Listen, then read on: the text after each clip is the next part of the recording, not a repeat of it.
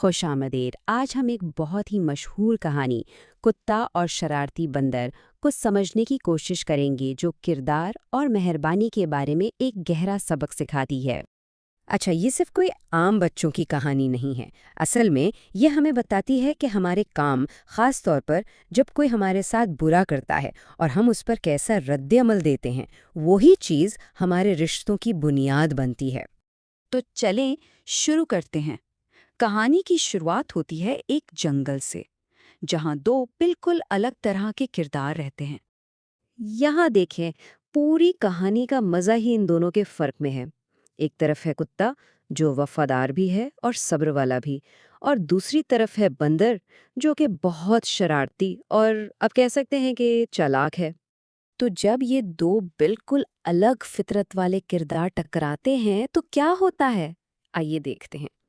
کہانی میں جو مسئلہ شروع ہوتا ہے نا، وہ ایک بہت ہی چھوٹی سی بظاہر معصوم سی شرارت سے ہوتا ہے۔ ہوا یہ کہ بندر اپنی عادت سے مجبور مذاق مذاق میں کتے کا کھانا چھپا دیتا ہے۔ اب یہی وہ کام ہے جو کہانی کا مرکزی مسئلہ بن جاتا ہے۔ دیکھیں، اس کا ارادہ کوئی برا نہیں تھا، وہ تو بس اپنا دل بہلا رہا تھا۔ لیکن یہاں کتے کا جو رد عمل ہے نا، وہ بہت اہم ہے۔ وہ پریشان تو ہوتا ہے، ظاہر ہے، لیکن پھر بھی غصہ نہیں کرتا، صبر سے کام لیتا ہے۔ اور یہ صرف برداشت کرنا نہیں ہے، بلکہ یہ اس کے کردار کی مضبوطی کو ظاہر کرتا ہے۔ اور بس یہیں سے کہانی میں ایک ایسا موڑ آتا ہے جو سب کچھ بدل دیتا ہے۔ ایک ایسا واقعہ ہوتا ہے جس کی کسی کو توقع نہیں تھی۔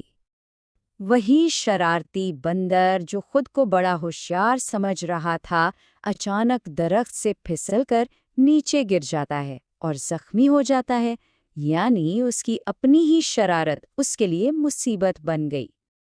اب یہاں سب سے بڑا سوال کھڑا ہوتا ہے، کتا کیا کرے گا؟ کیا وہ سوچے گا کہ اچھا موقع ہے بدلہ لینے کا، یا وہ کوئی اور راستہ اپنائے گا؟ اصل میں تو یہی اس کے کردار کا امتحان ہے۔ تو کتا کیا کرتا ہے؟ وہ بدلہ لینے کے بجائے رحم دلی دکھاتا ہے۔ وہ فوراً بھاگ کر بندر کی مدد کرتا ہے، اور صرف مدد ہی نہیں، اس کے لیے پانی بھی لے کر آتا ہے تاکہ اس کی تکلیف کچھ کم ہو۔ کتے کی اس مہربانی کو دیکھ کر، جس کی بندر کو بالکل بھی امید نہیں تھی، اس سے پہلی بار احساس ہوتا ہے کہ اس نے کتنی بڑی غلطی کی تھی۔ وہ تو سوچ رہا تھا کہ کتا اب بدلہ لے گا، لیکن اسے بدلے میں ہمدردی ملی، اور اسی چیز نے اس کا دل بدل دیا۔ تو اب ہم آتے ہیں کہانی کے نتیجے پر اور اس کے سب سے گہرے سبق کی طرف، یعنی کیسے ایک جھگڑا، ایک تنازع، ایک مضبوط رشتے میں بدل گیا۔ دیکھیں، نتیجہ صرف یہ نہیں تھا کہ بندر نے معافی مانگ لی، نہیں، بلکہ ایک مکمل تبدیلی آئی۔ اس دن کے بعد بندر نے شرارتیں کرنا چھوڑ دیں اور وہ دونوں پکے دوست بن گئے۔ تو پوری کہانی کا جو نچوڑ ہے، جو اس کا مرکزی خیال ہے، وہ یہ ہے کہ دوسروں کے ساتھ ہمیشہ اچھا سلوک کرنا چاہیے۔ کیوں؟ کیونکہ اچھائی کبھی ضائع نہیں ہوتی، وہ گھوم پھر کر واپس ضرور آتی ہے۔